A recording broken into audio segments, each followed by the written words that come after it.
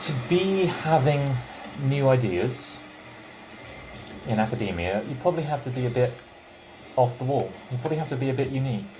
But to be a bit unique, you have the capacity of being a bit wrong and a bit unsavoury. Because, like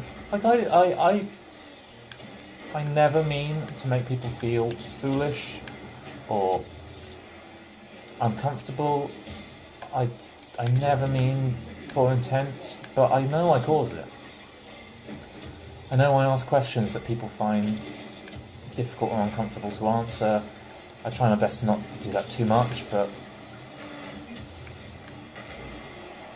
I shall. People tell me that they feel challenged by me. And I've had some really unpleasant experiences in really unpleasant interactions where people have felt really attacked by my way of being, and it's not really my fault, it's not really on me, but it is a bit. And so I'm this semi-functional, in some ways high functional, in some ways low functional person doing monkey work, fearing that any day, and this happens a lot, any particular given day, I might just be too paralysed by my condition which includes, but I wouldn't say is limited to, things like depression, anxiety, just being a bit of a square peg. Some days I feel so paralysed by that I can't do anything, and at the end of this there will be a test of have I done enough monkey work. And I'm not trying to degrade the monkey work being things like debugging some strange thing deep in a code that someone's handed me. Monkey work being things like rerunning a bunch of tests 6 times because the computer keeps on spitting out a nonsensical answer halfway through. All of these, they're monkey work, not because I don't respect people who do them. In fact, I have so much respect for people who do them. But I don't know. This conversation is making me think properly about the phrase monkey work, but there's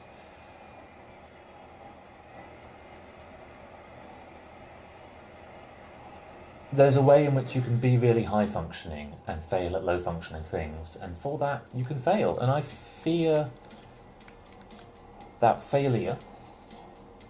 I fear the world turning around and saying I'm not good enough. And I think if it did that, it probably would be a self-fulfilling prophecy, because if the world turned around and said to me I wasn't good enough, and it has in a few ways, that might be enough of a shake to my core that I might not recover.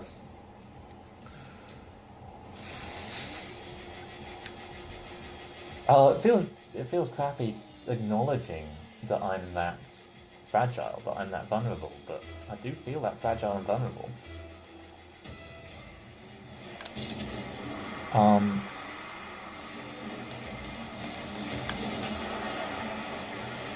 My plan there was just to go and wait under the ball. I don't know. And sometimes I feel shitty for feeling that fragile and vulnerable. I told my partner off earlier for saying shit on stream. This is an educational stream, but I'm probably going to swear. I'm going to try not to. I'm certainly not going to do it for no reason. But one, oh yeah, that should have gone in. As in, should have put that in. That was a 1.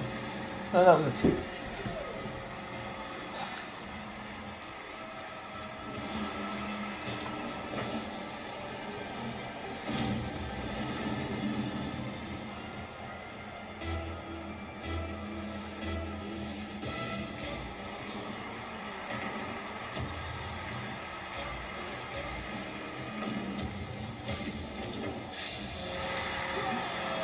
My bad. All this to say,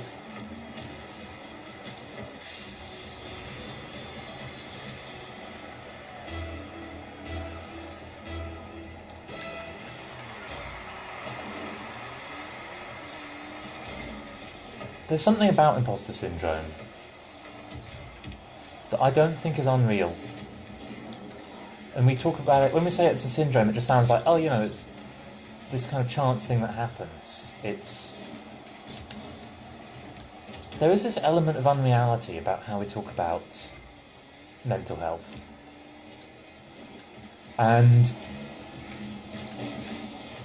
where we're like, it could not happen. And I do kind of believe that about some depressions. I don't mean that anyone who is depressed should not be feeling it. Your depression and your emotions and your feelings are completely real and valid and yours. And anyone who frankly, anyone who doesn't respect that just isn't worth your time. I'm trying not to be mean to any group, trying not to be mean to the depression deniers out there. No. You might be wallowing. People who are depressed are often wallowing, and often, in part, reinforcing their own depression, but also, got a little sympathy for the wallowers of the world. Sometimes you need a wallow. God knows I do. I wallow half the time. I'm wallowing right now. The thing that's sad and difficult is if you ever lose your voice to wallowing.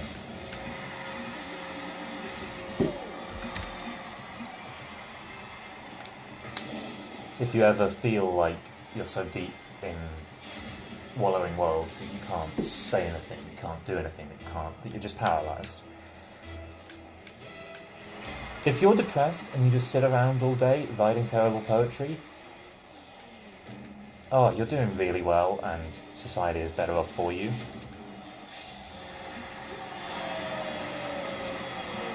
If you're doing something, if you're having voice, if you're kind of trying to put that out there might be other things you could do with your day, but if you're making something great, that is what we need right now.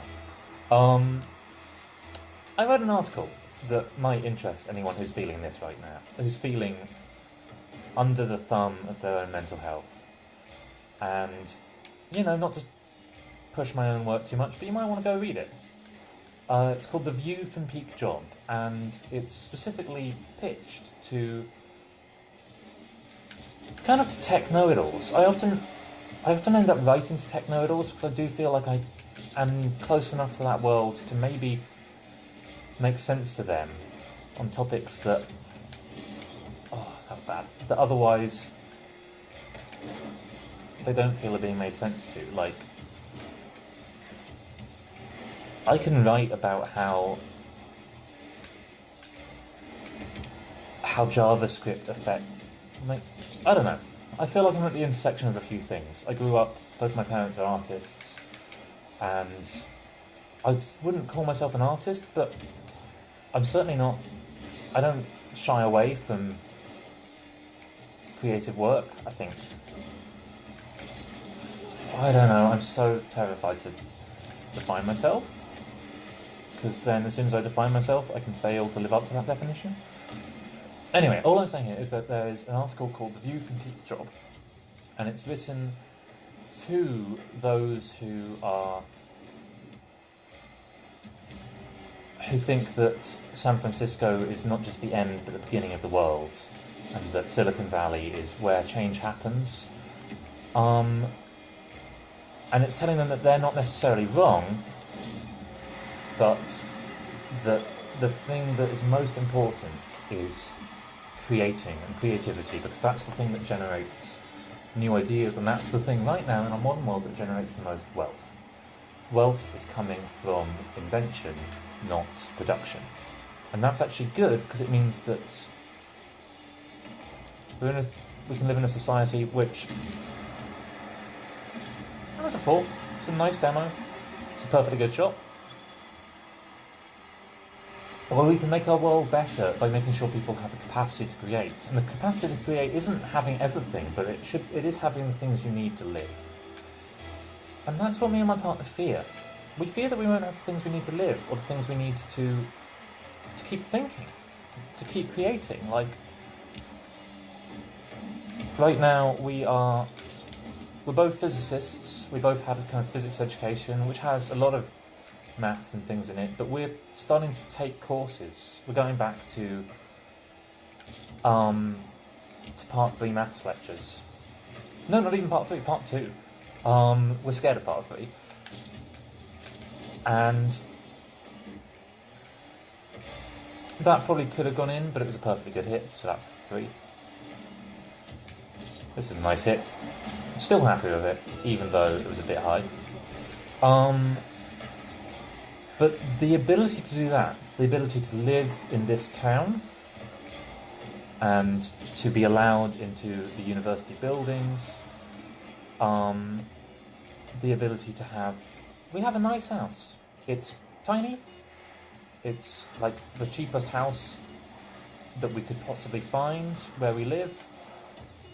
And if we needed to, we could probably live further out of town. But we have an okay kind of living. We have the house to ourselves, we have a spare room, we can have friends over, we have a kind of overgrown garden. If all we could have was this life securely, I think we'd be fine with it.